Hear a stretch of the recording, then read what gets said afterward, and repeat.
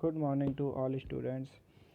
आज हम लोग डीएलएड 4th सेमेस्टर शांति शिक्षा एवं सतत विकास पेपर पढ़ेंगे, जिसमें हमारा टॉपिक है शांति शिक्षा। शांति शिक्षा से अभिप्राय।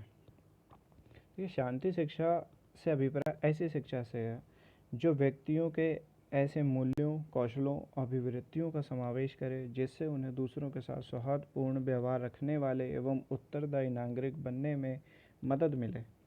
ऐतिहासिक दृष्टि से नैतिक शिक्षा एवं मूल्य शिक्षा शांति शिक्षा के लिए पूर्वज है, या दूसरे शब्दों में हम कह सकते हैं कि यह शांति शिक्षा के लिए आधार है।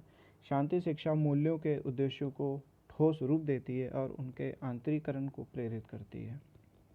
कहने का मतलब है कि जो शांति शिक्षा है,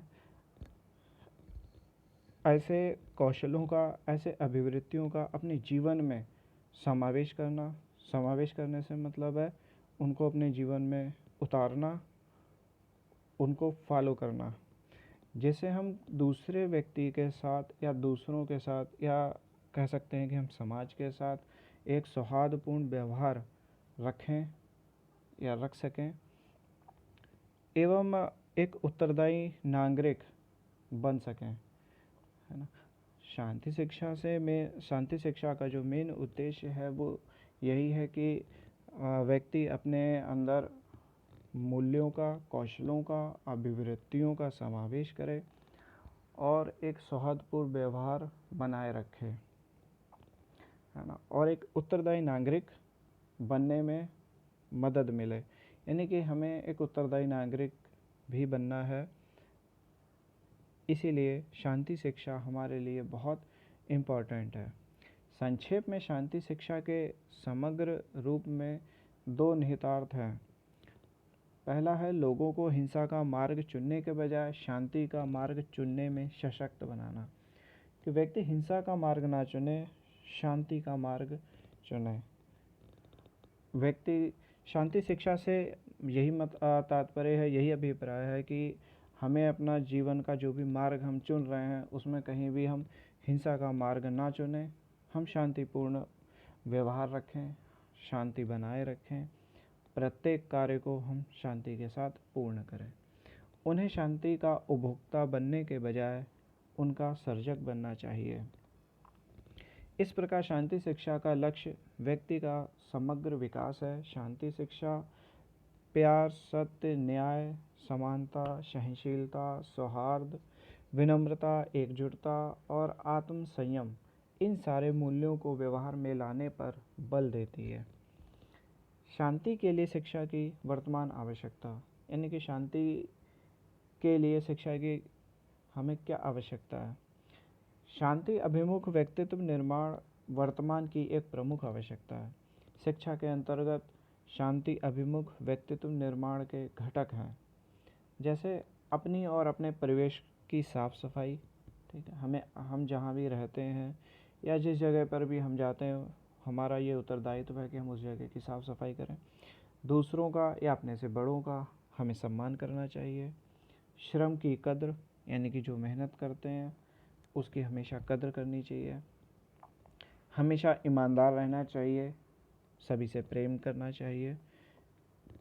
साझेदारी और सहकारिता, सहनशीलता, हमारे अंदर सहनशीलता अधिक से अधिक होनी चाहिए।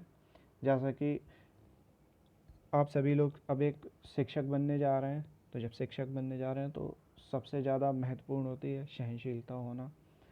ठीक है, इसके बाद नियमितता, समय की पाबंदी, समय का हमेशा पाबंद रहना चाहिए, उत्तरदायित्व आदि।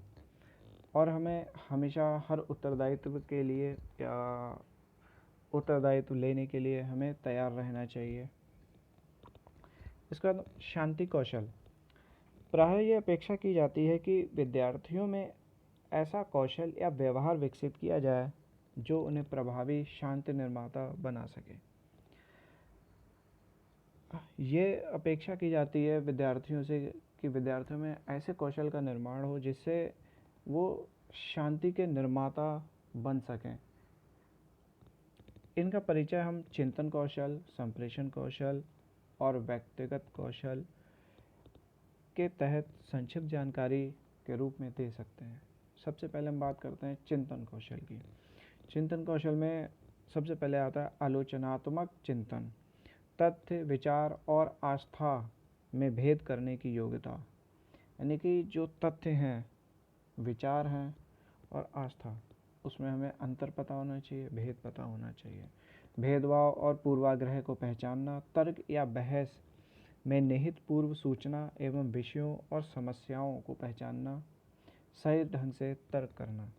यानी कि हम जो भी तर्क कर रहे हैं या बहस कर रहे हैं, उसमें जो भी सूचना या जो भी विषय है उनको पहचानना, उनकी समस्याओं को ठीक से जानना, और जो भी हम तर्क करते हैं वो तर्क हमारा सही होना चाहिए, यानी कि सही ढंग से तर्क करना चाहिए। इसके बाद है सूचना प्रबंध, परिकल्पना को आकार देने एवं जांच की क्षमता होना। यानी कि जो परिकल्पनाएं हैं उनको आकार देना और उन्हें जांचना, यानी कि जांचने की क्षमता होनी चाहिए। हल कहाँ से मिल सकते हैं और सूचना को कैसे स्वीकार और अस्वीकार किया जाता है, ये जानकारी भी रखना। प्रभावी ढंग से साक्ष्यों को आंकना, सर्वाधिक उचित कार्रवाई के लिए सक्षम होने हेतु संभावित परिणामों को आंकने की समझ होना।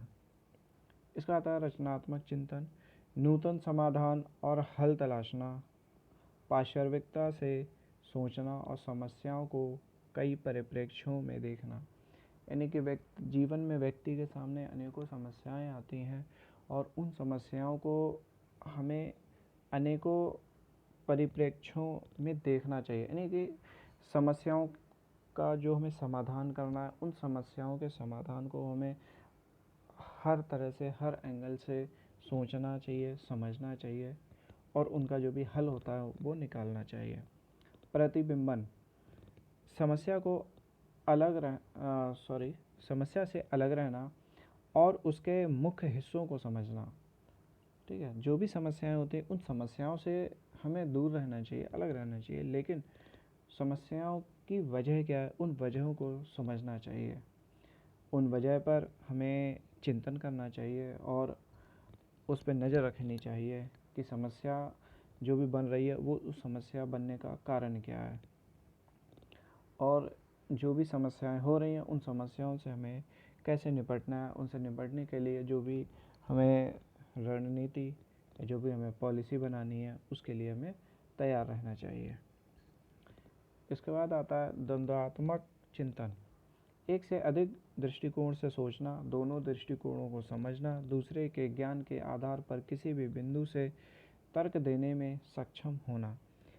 यानी कि किसी भी समस्या के लिए या कोई भी समस्या है, उस समस्या को हमें अलग अलग दृष्टिकोणों से देखना चाहिए, उसे समझना भी चाहिए और दूसरे के ज्ञान के आधार पर उसमें तर्क देने में हमें सक्षम होना चाहिए। इसका नेक्स्ट कौशल आता है संप्रेषण कौशल।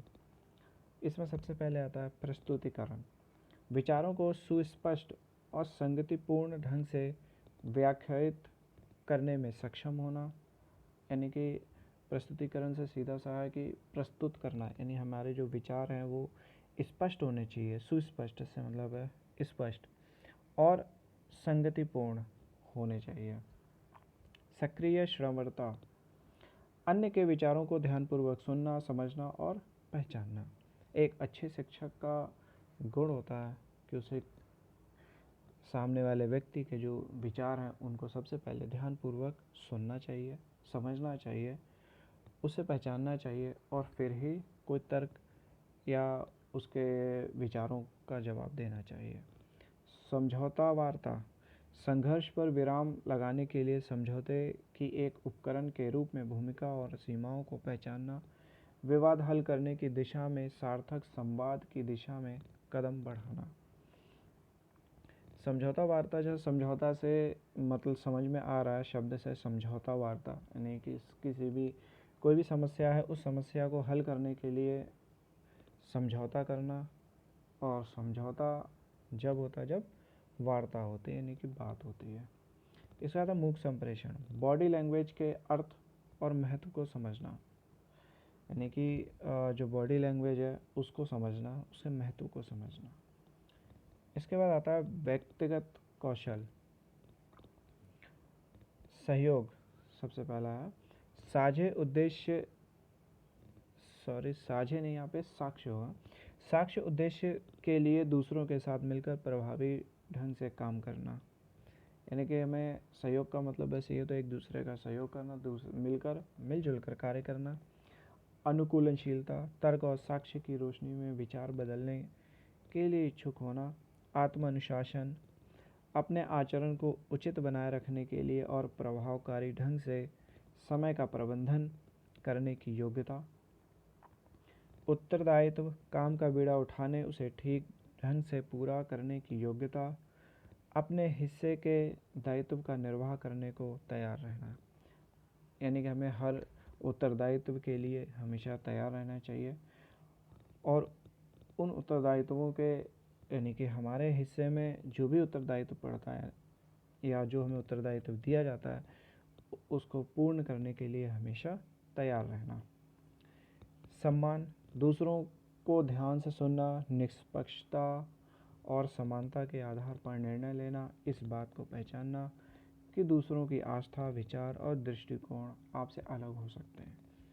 यानी कि दूसरे जो व्यक्ति हैं उनकी बातों को ध्यान से सुनना चाहिए निष्पक्षता के साथ और समानता के आधार पर निर्णय लेना चाहिए, क्योंकि दूसरे व्यक्ति की जो आस्था है या विचार है ज़रूरी नहीं आपसे मेल खाती हो, वो आपसे अलग भी हो सकती है और ज़्यादातर अलग ही होती है। इसलिए दूसरे व्यक्ति की या सामने वाले व्यक्ति की बात हमेशा सुननी चाहिए। और एक अच्छे शिक्षक का गुण होता है कि उसे हमेशा सामने वाले की या अपने स्टूडेंट की बात को सुनना चाहिए, उसकी बातों को समझना चाहिए, उसके बाद ही अपने विचार रखने चाहिए या अपना तर्क प्रस्तुत करना चाहिए। धन्यवाद।